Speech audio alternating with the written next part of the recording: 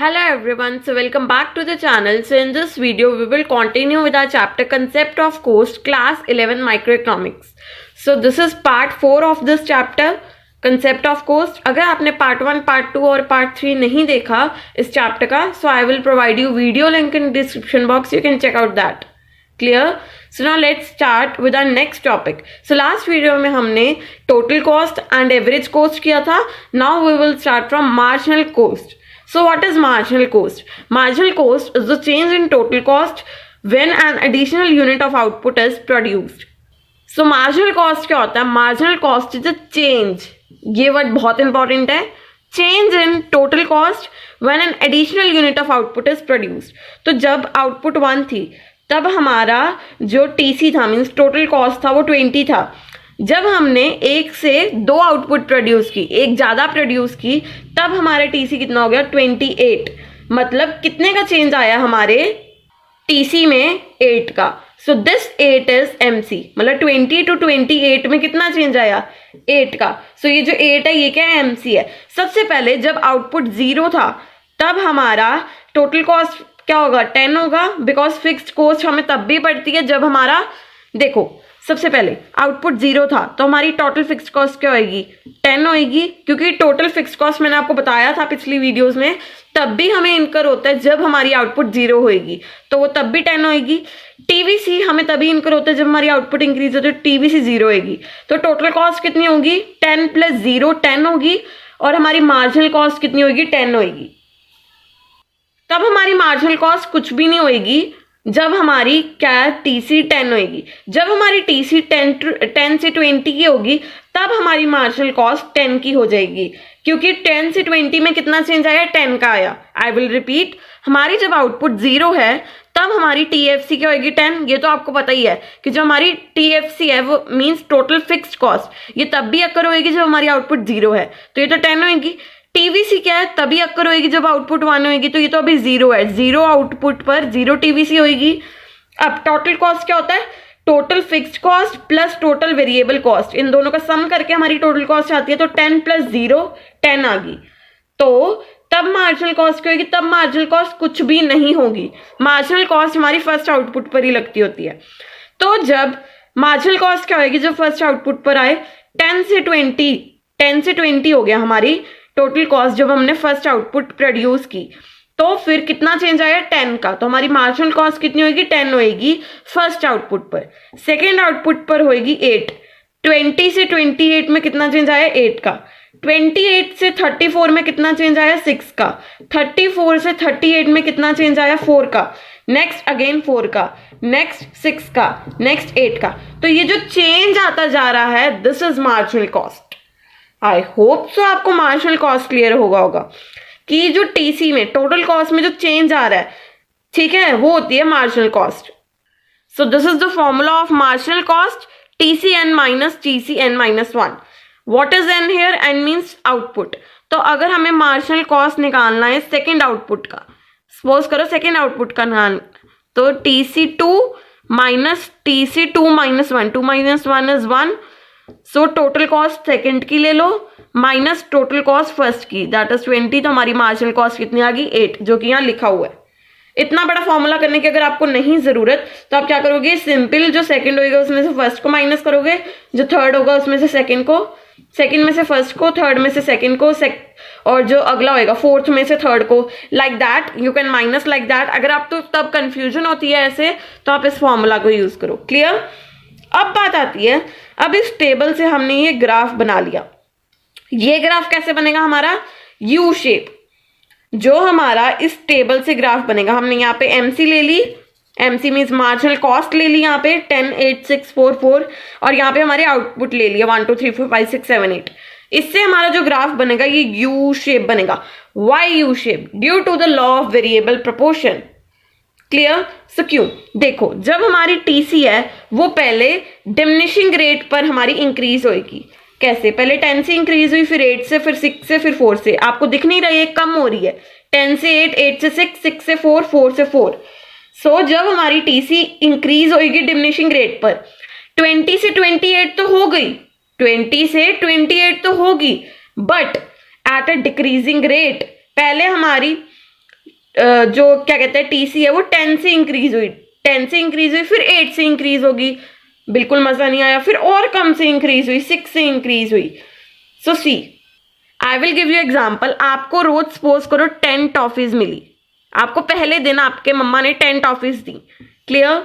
Next day आपको 8 दी, सो आपकी 18 toffees होगी, मतलब 8 और दे दी, 8 और दे दी, आपकी 18 टॉफीज होगी. नेक्स्ट डे आपको 6 और दे दी, मतलब आपकी अब कितनी टॉफीज होगी, 24. तो आपकी टॉफीज तो इंक्रीज हो रही हैं but at a decreasing rate. पहले आपको 10 टॉफियां दे दी, फिर 8 टॉफी दे दी, उससे भी कम दे दी, अगले दिन उससे भी कम दे दी, 6 दे दी. तो आपकी टॉफीज तो इंक्रीज हो रही हैं 10 से 18, 18 से 24, but at a decreasing rate. पहले 10 से इंक्रीज हुई, फिर 8 से, फिर 6 से. आई होप सो आपको ये अच्छी तरह क्लियर हो गया होगा. सो पहले TC at a decreasing rate increase हो रहा था, फिर जो टीसी था वो इंक्रीजिंग रेट इंक्रीज हो रहा था. अब आपके मम्मा ने आपको नेक्स्ट डे 20 टॉफीज और दे दी, मतलब आपकी टॉफीज कितनी होगी अब 44. तो 20 और टॉफीज दे दी, मतलब अब इंक्रीजिंग रेट पे इंक्रीज हो रहा है. पहले आपको 10 टॉफियां और देते होते थे, अब आपको 20 टॉफीज और दे दी. So increasing at a increasing rate. तो जब टीसी इंक्रीज होएगा एट इंक्रीजिंग रेट तब मार्जिनल कॉस्ट भी इंक्रीज होएगा. तो पहले जब टीसी इंक्रीज होएगा एट डिक्रीजिंग रेट तब मार्जिनल कॉस्ट डिक्रीज होएगा, तो ये डिक्रीज हो रहे हैं यहाँ पे. जब टीसी इंक्रीज होएगा एट इंक्रीजिंग रेट तो मार्जिनल कॉस्ट भी इंक्रीज हो जाएगा, जिस कारण से ये एक यू शेप बनेगी. So how you will write in paper that this why MC is in U shape, because this is due to law of variable proportion. When TC is increasing at diminishing rate, MC will decline. When TC is increasing at increasing rate, MC will increase. Clear? So I hope so आपको marginal cost अच्छी तरह clear हो गया होगा. अब marginal cost में एक और कंसेप्ट आता है कि जो ये टीवीसी है, जो एमसी है, ये टीवीसी का टोटल है. मतलब जब आप एमसी का टोटल करोगे 10 + 8 + 6 + 4 ये सबका टोटल करोगे आपका आंसर 62 आएगा. सो ये कंसेप्ट अब देखते हैं. Okay, so now our next concept is MC is variable cost only.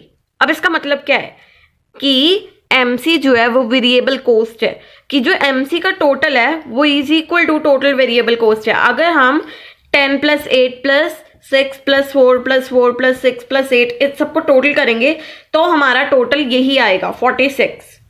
Clear? सो जो इसका सबका टोटल होएगा ये इक्वल टू टीवीसी ही होगा. मैंने सेम ही एग्जांपल लिया है जो मैंने अभी आपको पिछले मार्जिनल कॉस्ट को समझाते हुए ली थी. So let's move on. MC is additional cost, so it can't be TFC, so MC is TVC. अब इसका क्या मतलब है? मैंने आपको डेफिनेशन में बोला कि MC जो है वो चेंज है TC में. इसका मतलब MC क्या है? MC एडिशनल कॉस्ट है. मतलब अगर जैसे देखो हमारी TC क्या थी, पहले 20 थी, फिर 28 थी, तो MC क्या हुई, एडिशनल कॉस्ट ही हुई. 20 में अगर हम MC को ऐड करेंगे, MC यहाँ पे क्या होगी 8, अगर 20 में हम 8 को ऐड करेंगे तभी हमारी TC आएगी. क्लियर? सो एमसी क्या है, हमारी एडिशनल कॉस्ट है.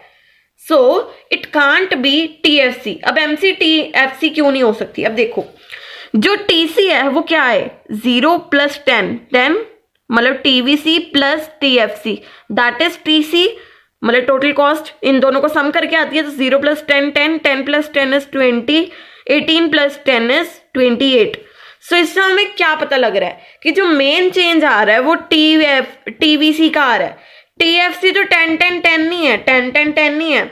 जो मेन एडिशनल कॉस्ट हो रही है वो टीवीसी की हो रही है, क्योंकि क्या है, टीवीसी चेंज हो सकती है. टीवीसी क्या होती है, चेंज हो सकती है. और एमसी भी क्या है, एमसी क्या है, चेंज है इन टीसी. सो जो एमसी है वो टीएफसी नहीं हो सकती, क्योंकि टीएफसी तो क्या है, कांस्टेंट है. टीएफसी क्या है, कांस्टेंट है. और एमसी क्या होता है, चेंज होता है. MC is the change in TC, कि कितना चेंज आता है, 20 to 10 में 10 का चेंज आता है. So MC can't be TFC, so MC is TVC. तो एमसी क्या है, टीवीसी है. I hope so my point is clear to you. I will repeat it again. So सुनो, एमसी क्या है, एमसी क्या है, एडिशनल कॉस्ट है. ये तो आपको समझ आ गया, एमसी एडिशनल कॉस्ट है कि अगर हम टीसी में एमसी को ऐड करेंगे तभी हमारी नेक्स्ट टीसी आएगी.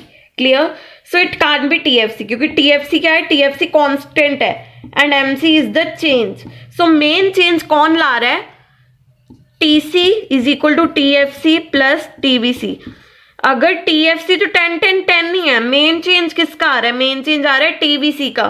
टोटल कॉस्ट में मेन चेंज किसका आ रहा है? TVC का। सो MC TVC is the total of MC। Clear? MC का अगर हम सम करेंगे तो हमारा TVC आ जाएगा। अब इसको ग्राफ में शो करते हैं हम। सो देखो हम इसका ग्राफ ड्रॉ करते हैं। इस साइड हमने ले ली मार्जिनल कॉस्ट, इस साइड हमने ले लिया आउटपुट। सो हमारी मार्जिनल कॉस्ट कैसे बनती है? यू शेप, मैंने यू शेप बना ली। अब जो इसके नीचे वाला सारा पार्ट होएगा इट इज द TVC, क्योंकि जब हम MC का टोटल करेंगे तो हमारा TVC आ जाएगा। So we will show in graph like this. हमने बोला ही है यहाँ पे कि जो MC का टोटल होएगा वो TVC होएगा। सो इसमें जो मार्जिनल कॉस्ट के कर्व के अंडर पूरा टोटल होएगा that is our TVC। So I hope so this concept is clear to you that MC is variable cost only. Total of MC is equal to TVC। अब इसका total करके देखिए एक बार।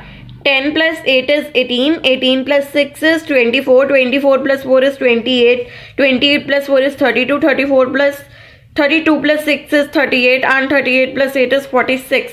तो हमारा मार्जिनल कॉस्ट का total क्या आ गया? 46। That is equal to total variable cost. So this is all about the concept of marginal cost. So this is all about today. If you like this video, just give it a thumbs up and do subscribe to my channel for more videos. So just हमारा last topic रह गया इस chapter का, वो हम next video में करेंगे। That is relation between total, marginal and average cost. So हम नेक्स्ट वीडियो में करेंगे। Until then, stay safe and just stay tuned.